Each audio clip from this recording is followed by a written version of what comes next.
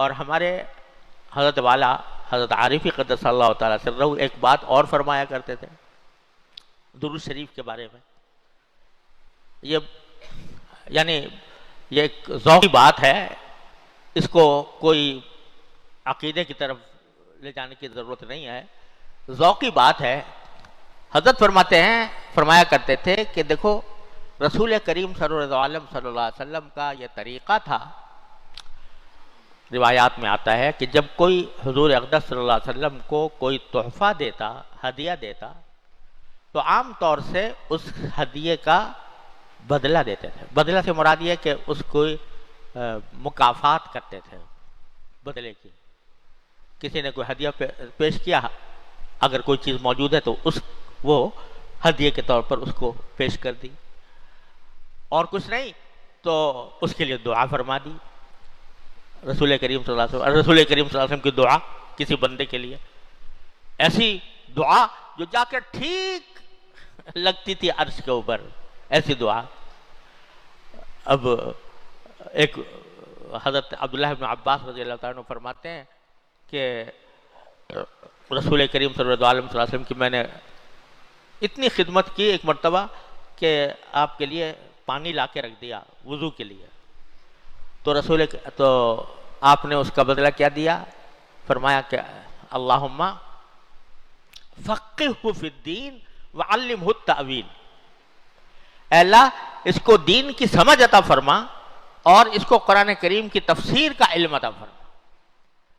تو آج عبداللہ ابن عباس کو امام المفسرین کہا جاتا ہے. چھوٹے بچے تھے اس وقت جب یہ حضور نے دعا دی تھی. حضرت انس رضی اللہ تعالیٰ عنہ خدمت کیا کرتے تھے رسول کریم صلی اللہ علیہ وسلم کی، 10 سال خدمت کی، یہ بھی کم سن تھے. تو آپ نے ان کی خدمت کے بدلے دعا دی کہ اللہم بارک لہ فی مالہ و ولدہ.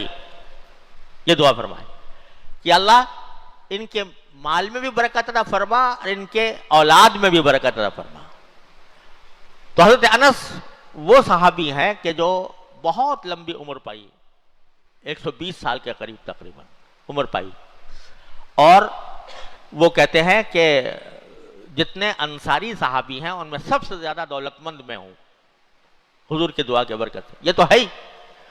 اور کہنے لگے کہ فلاں سال جب حجاج جس دن آیا تھا تو اس دن میری بیٹی، ایک بیٹی نے بتایا امینا نے کہ میرے شاید مجھے یاد ہے 120 اولاد کو میں دفن کر چکا تھا. یعنی 120 اولاد جو ہے وہ مر چکی تھی، اتنی اولاد ہوئی.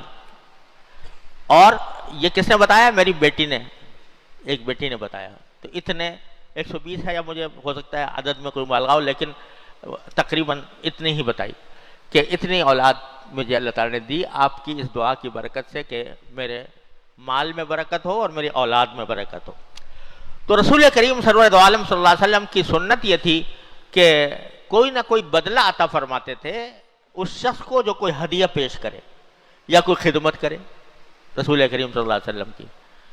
تو ہمارے حضرت فرماتے تھے، حضرت عارفی قدس اللہ تعالیٰ سرہ، کہ یہ درود شریف جو ہے یہ بندے کا اور امتی کا ایک ہدیہ ہے جو رسول کریم سرور عالم صلی اللہ علیہ وسلم کی خدمت میں پیش کیا جاتا ہے.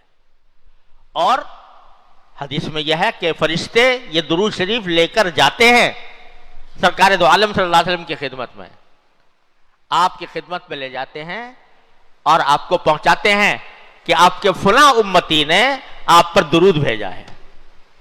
یہ باقاعدہ لے کر جاتے ہیں فرشتے رسول کریم صلی اللہ علیہ وسلم.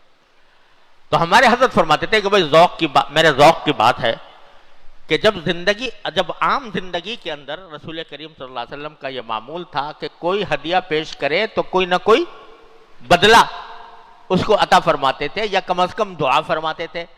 تو جب ہمارا درود شریف پہنچے گا سرکار دو عالم صلی اللہ علیہ وسلم کی بارگاہ میں تو ضرور وہ آپ ہدیہ پیش کرتے ہوں گے، اس کا مکافات کرتے ہوں گے. اور مکافات کیا ہے کہ دعا فرماتے ہوں گے کہ اس بندے کی حاجت ہے اللہ آپ پوری فرما دیجئے، دعا فرماتے ہوں گے. لہذا سکھایا یہ کہ اپنی بات بعد میں کہو اپنی تکلیف اپنی حاجت بعد میں کہو، پہلے اللہ تعالیٰ کا شکر ادا کر لو، الحمدللہ کہہ لو، اللہ تعالیٰ کا شکر ادا کر لو، اور اس کے بعد نبی کریم صلی اللہ علیہ وسلم کی خدمت میں درود شریف کا ہدیہ بھیج دو، پھر مانگو۔ تو شکر سے آغاز کر کے، یہ شکر سے شروع کر کے یہ فرما دیا کہ شکر کہیں ایسا نہ ہو کہ میری دعا گلہ بن جائے، شکوہ بن جائے، لہذا پہلے شکر، اے اللہ آپ کا کرم ہے، اتنی نعمتیں مجھے ملی ہوئی ہیں، کوئی حد و حساب نہیں ہے، تو اس واسطے پہلے میں شکر ادا کرتا ہوں ان کا، پھر آپ کے نبی پاک صلی اللہ علیہ وسلم پر درود بھیجتا ہوں، پھر اپنی حاجت آپ کے سامنے پیش کرتا ہوں۔ حاصل کیا ہوا اس کا؟ حاصل یہ کہ اللہ آپ نے بہت کچھ مجھے دے رکھا ہے، اللہ مجھے نعمتوں میں آپ نے پالا ہوا ہے اور میرے اوپر نعمتوں کی بارش ہو رہی ہے، لیکن ایک حاجت ہے میری، اے اللہ اس کو پورا فرما دی۔ یہ ہے بندے کی بندگی کا تقاضا۔ تو کہیں بھی دعا کو شکوے اور گلے کا انداز نہ بننا چاہیے۔